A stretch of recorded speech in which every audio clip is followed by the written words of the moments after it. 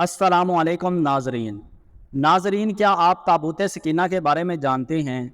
जी हाँ, वही ताबूत सकीना जो मुसलमानों और यहूदियों की लड़ाई की असल वजह है।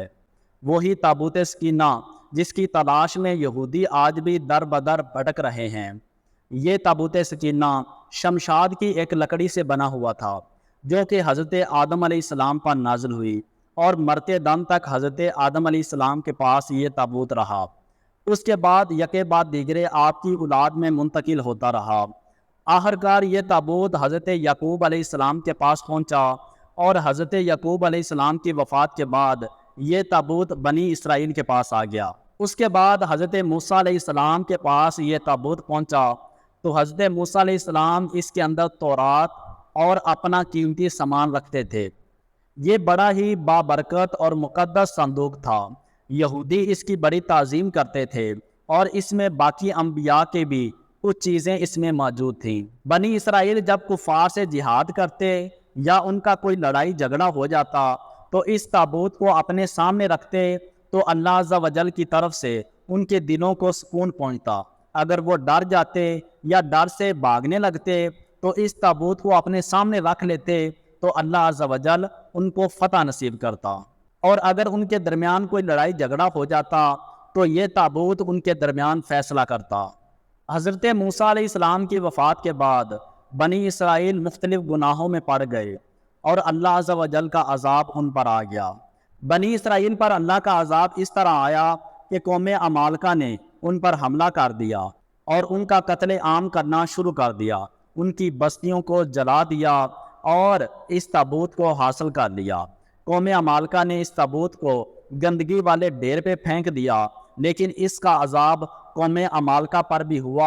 इस मुकद्दस ताबूत की बेअदबी पर कौम अमालका पर भी अजाब आया। कौम अमालका के लोग मुख्तलिफ बीमारियों में पड़ गए, जिससे उनको अंदाज़ा हो गया कि ये हमने मुकद्दस ताबूत की बेअदबी की है। तो उन्होंने इस ताबूत को एक बैलगाड़ी पे लादा और बनी इसराइल की तरफ भेज दिया। उसी वक़्त अल्लाह अज़्ज़ा वजल ने 4 फरिश्ते भेजे। जब ये ताबूत हज़रत शमवील अलैहिस्सलाम के पास आया तो बनी इसराइल की खोई हुई ताकत वापस आ गई। नाजरीन, सवाल ये पैदा होता है कि इस ताबूत में आखिरकार ऐसी क्या चीज़ें थी जो कि यहूदी आज भी इसकी तलाश में हैं। तो नाजरीन, इस ताबूत के अंदर हज़रत मूसा अलैहिस्सलाम का आसा और उनकी मुक़द्दस जूतियाँ हैं और हज़रत हारून अलैहिस्सलाम का अमामा, हज़रत सुलेमान अलैहिस्सलाम की अंगूठी, तौरात की तख्तियों के चंद टुकड़े, मन्नो सलवा और इसके अलावा कई अंबिया की सूरतों के हुलिये भी इस ताबूत में हैं। इस ताबूत का जिक्र अल्लाह अज़्ज़ा वजल ने कुरान मजीद में भी किया है।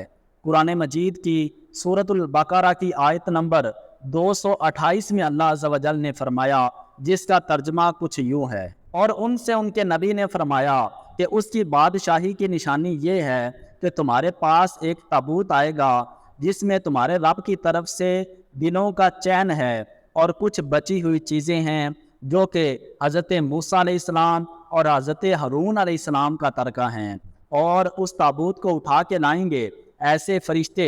बेशक इसमें बड़ी निशानी है तुम्हारे लिए अगर तुम ईमान रखते हो तो। नाजरीन, उसके बाद बनी इसराइल के पास काफ़ी अरसा ये ताबूत रहा, लेकिन बनी इसराइल ऐसी कौम थी जो कि बार बार गुनाहों में पड़ जाती थी। उसके बाद बनी इसराइल दोबारा गुनाहों में पड़ गई। अल्लाह अज़्ज़ा वजल ने वो ताबूत उनसे छीन लिया।